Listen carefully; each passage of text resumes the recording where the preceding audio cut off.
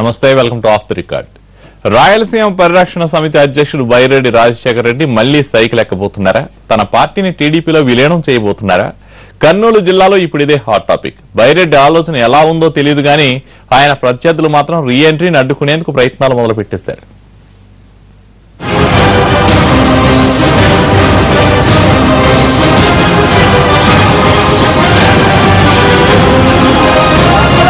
బైరెడ్డి రాజశేఖర రెడ్డి ఒకప్పుడు కర్నూలు తెలుగుదేశం పార్టీలో కీలక నేత. సీమలోనే తనకంటూ ఓ ఐడెంటిటీ ఉన్న లీడర్. ప్రధాన కార్యదర్శిగా టీడీపీలో కీలకంగా పనిచేశారు.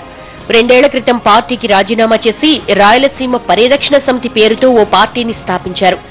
రాయలసీమలోని 4 జిల్లాల్లో పాదయాత్ర, ట్రాక్టర్ యాత్ర చేపట్టి వార్తల్లోకి ఎక్కారు.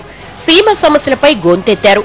రాష్ట్ర విభజన జరుగుతున్న సమయంలో అధినేత వైఖరిని తప్పుబడుతూ సీమ కోసం ఉద్యమాన్ని ఉధృతం చేశారు.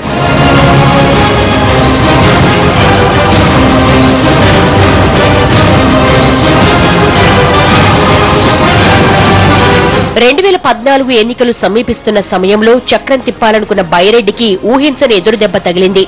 Nandikotkur market yard vice chairman Sai ఈశ్వరుడు హత్యోదంతంలో ఆయన ప్రధాన నిందితుడిగా కేసు పెట్టారు. ఆయనతో పాటు తండ్రి, మాజీ మంత్రి శేషసైనారెడ్డి సోదరుడు కుమారుడిపైన కేసు నమోదైంది. దీంతో ఈ ముగ్గురు అజ్ఞాతంలోకి వెళ్లిపోయారు. ఇటీవలే ముగ్గురు అజ్ఞాతంలో నుంచి బయటకొచ్చి పోలీసుల ముందు లొంగిపోయారు. తర్వాత బెయిల్పై విడుదలయ్యారు.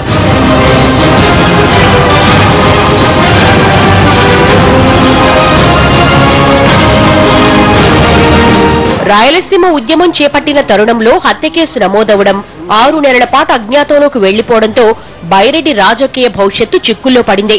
ఎన్నికల్లో రాయలసీమ వ్యాప్తంగా పోటీ చేసి ఉద్యమ తీవ్రతను పెంచాలనుకున్న వ్యూహం తల్లకిందులైంది.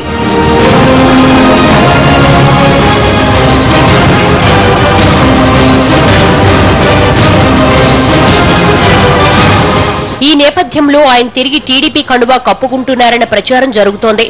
మున్సిపల్, జడ్పీ ఎన్నికల్లో బైరెడ్డి అనుచరులు టీడీపీకి మద్దతుగా నిలవడం ఊహాగానాలకు బలం చేకూర్చింది. మరోవైపు నందికొట్కూరు టీడీపీ నియోజకవర్గ ఇన్ఛార్జీల విషయంలో తగాదాలు, పాణ్యం సెగ్మెంట్లో పార్టీ బలహీనపడడం వంటి పరిణామాల నేపథ్యంలో బైరెడ్డి రీఎంట్రీపై జోరుగా గుసగుసలు వినిపిస్తున్నాయి. బైరెడ్డి మనసులో ఏముందో తెలియదు కానీ రీఎంట్రీని అడ్డుకునేందుకు ఆయన ప్రత్యర్థులు ప్రయత్నాలను ముమ్మరం చేశారు. బైరెడ్డి రీఎంట్రీపై జిల్లా టీడీపీ అధ్యక్షుడు వెంకటేశ్వర్లు, మాజీ మంత్రి పాణ్యం నియోజకవర్గ ఇన్ఛార్జ్ ఏరాసు ప్రతాపరెడ్డి బహిరంగంగానే వ్యాఖ్యలు చేస్తున్నారు.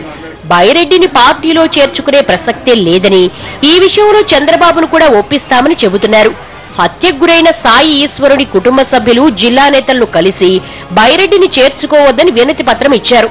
నందికొట్కూరులో వైసీపీ, కాంగ్రెస్ పార్టీల నుంచి టీడీపీలో చేరిన శివానందరెడ్డి, లబ్బి వెంకటస్వామిలు కూడా పార్టీలోకి బైరెడ్డి రాకను అడ్డుకునేందుకు తమ వంతు ప్రయత్నాలు చేస్తున్నారట. టీడీపీ నేతలు ఇంతలా ఉలికి పడుతున్నారంటే బైరెడ్డి పునరాగమనం ఖాయమే అన్న గుసగుసలు వినిపిస్తున్నాయి. పరిస్థితి చూస్తుంటే బైరెడ్డి రాకను అడ్డుకునేందుకు నేతలంతా ఏకతాటిపైకొచ్చే పరిస్థితి కనిపిస్తోంది.